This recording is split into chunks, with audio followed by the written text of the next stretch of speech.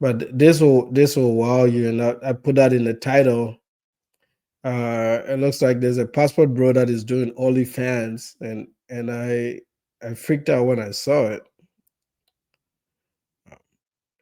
I'd never seen this guy, and he has a big following. He has 80K subs, so that's a big channel. I'm surprised I've never seen him on my radar. And the reason I saw him is he made a video about passport dog. So I guess the YouTube algorithm fed it to me because I had clicked on passport dog's video, and he titled it as such. The title is "I'm broke and heading back to the US." So I thought he was broke. So I was like, "Hey, I got another passport sucker to talk about." So out of curiosity, I watched the video, and he was giving advice on how not to be broke abroad. So let me find you that video right here. Share screen. We're not gonna watch the whole thing. I just want to get to the point where. So yeah, this is a big creator. He's got. I'm not saying huge, but he's got 83K, and he tells a story about being demonetized on YouTube. Probablemente su caso. For showing too many explicit images. So he's all about the tricking. He's tricked so much that YouTube took away his. Yeah, Jirilo might end up on it. Yeah, I think OF is the only platform that can do it. But this guy he's pioneered a platform for.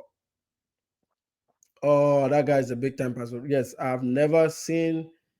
He's never come across my radar. I thought he was gonna react to Passport Dog, and that's why I got curious. But when he got into the video, everything was not about Passport Dog because this is what he titled the video. I'm broke and heading back to the States with a question mark. So I thought, okay, well, he's coming back too because it looks like he's got some travel.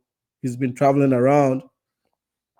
And that got me interested. And I clicked on the video and I watched the whole thing because I'm trying to make a video out of bombs like this, right? So I had to click it.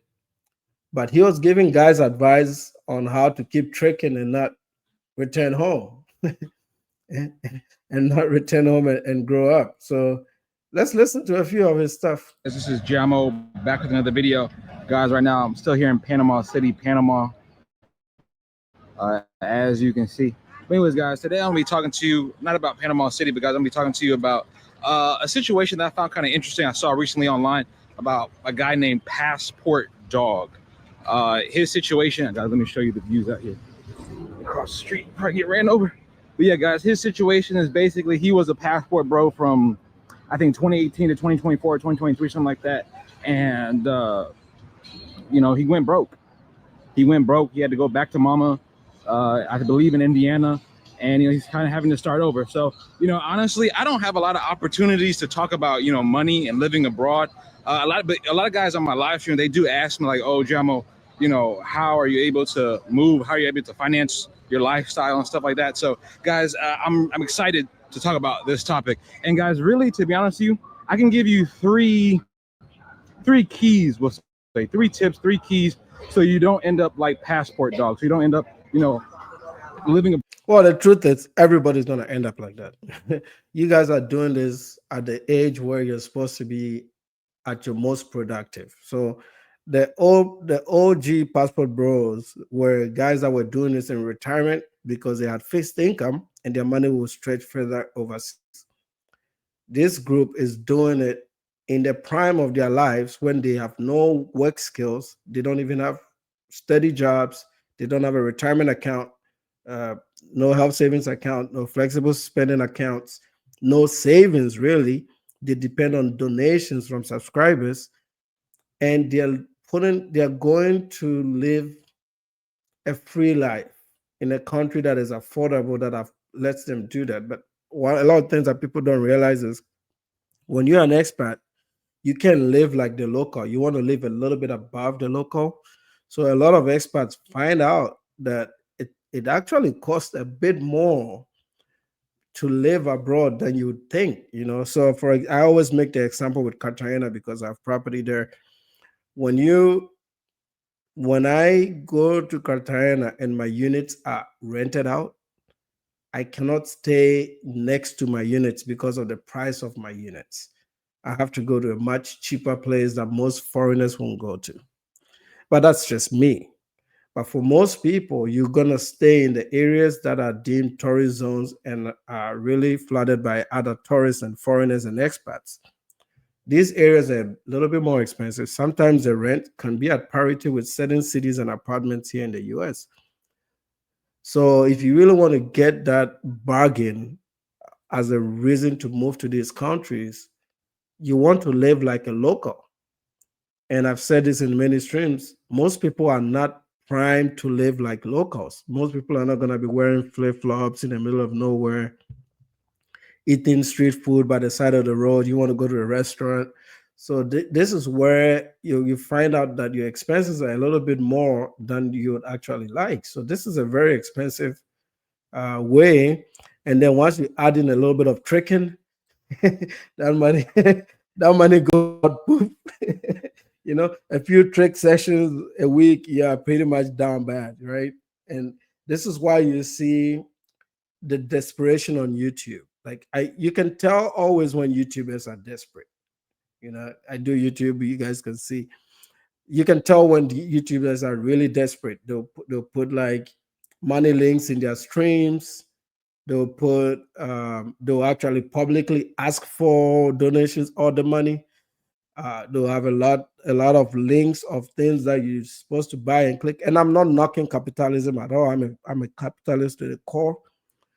But if you're so dependent on this, I sell product. I sell my book. I sell this is the only product I sell on my YouTube channel. That's my own work.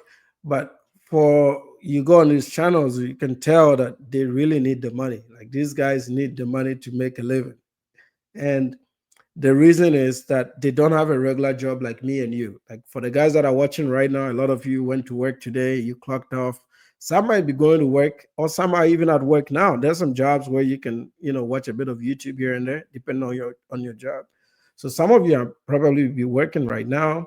Some of you are retired, claiming that fixed income. Some of you are playing some stocks and trading, and you have some income coming in.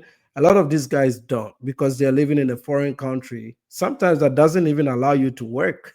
Sometimes you don't have that work permit to work in these countries. So their only source of real income is digital. And when those donors run out, or if you're not really putting out, and they won't give you money if you're not increasing the level of tricking. So they want your bad B to be next level, to be next level, to be next level. And sometimes you just can't deliver, and these subscribers will fall off, or the views will drop. When your views drop, or like in this guy's case, you tell us he got demonetized for posting things that are against YouTube rules.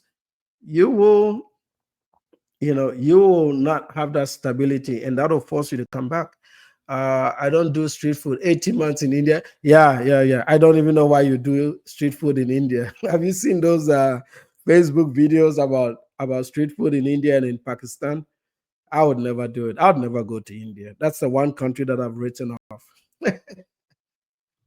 Yeah, that's the one country that I'm not. Nothing against them, but I've seen enough videos to where I'm not even gonna try it. Abroad, ending up being broke, and then having to go back to live with mama. So I'm gonna give you my three keys to avoid that fate, essentially. So guys, the first key that I can give you is being realistic.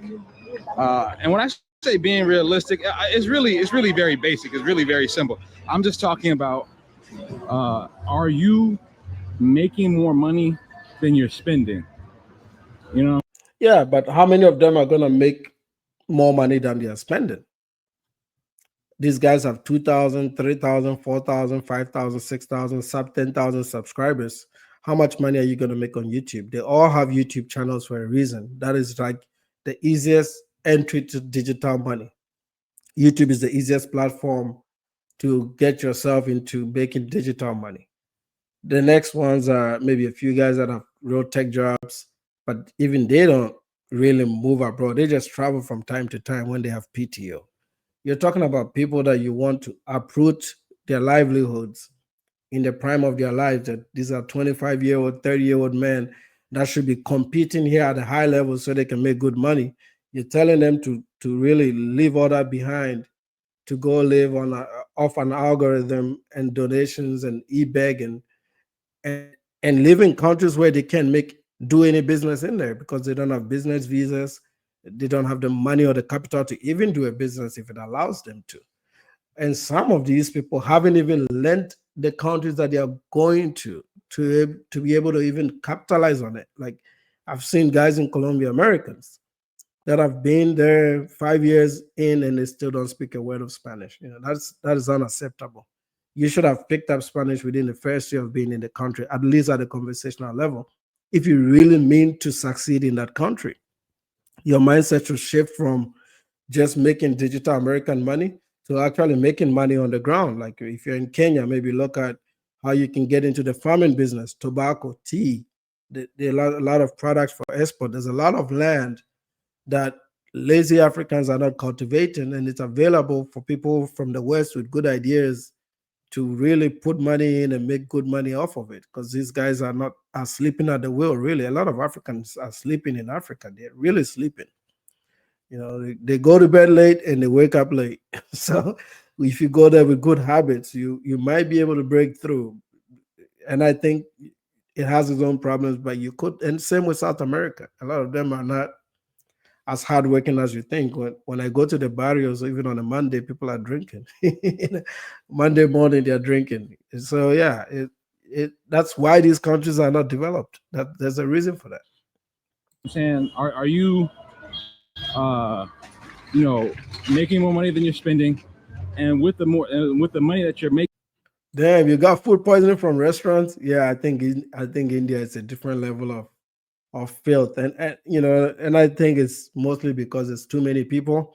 But then why not? Why would I wouldn't make I so I taught English in I taught English in a Chinese village in 2006, real Chinese village in Henan province. I lived there for about 2 months, and I never had a problem with the food. Then I went back there in 2017 or 2019, no problems at all. And this the second time I went there, when I went to southern China, which is a more rich area, like the Shanghai area, Guangzhou, Shanghai, Hangzhou. I went to that Alibaba campus. So I didn't have any problems with food, even though they have a bigger population. I think India just takes it to a whole a whole different level, man.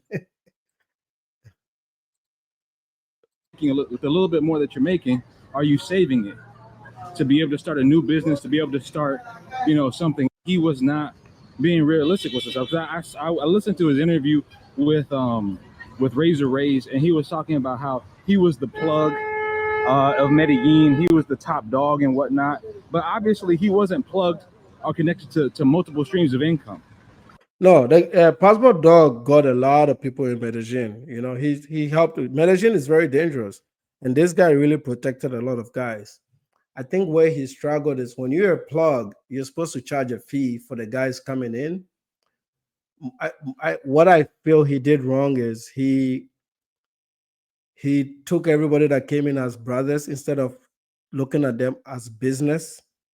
And this will come up when we start our series on human action. Like I got the volume 3 today because my first two volumes are digital, and I got the volume 3 today. When we get on human action, you get a clarity of how capitalist systems work and where you draw the line. Like you're not supposed to. That was a legitimate business. You know how many people are going to Medellin to buy box like on a weekly basis? That's enough people. And he went to Medellin in 2015. So he went there when it wasn't even a thing. If he had the entrepreneurship mindset, all the guys that came through Medellin, he would have made $100 off each one of them. You got 10 guys coming, That's $1,000 for the week. You make $1,000 a week in Medellin, you're golden. And with time, he expands his reach. He can get into more serious stuff. Um, but I don't think that's what he did. He got the money for sure, but he spent the money because to entertain those guys, you got to set up the parties, you got to get the women, and when you do that, you're gonna lose the same money that you earned.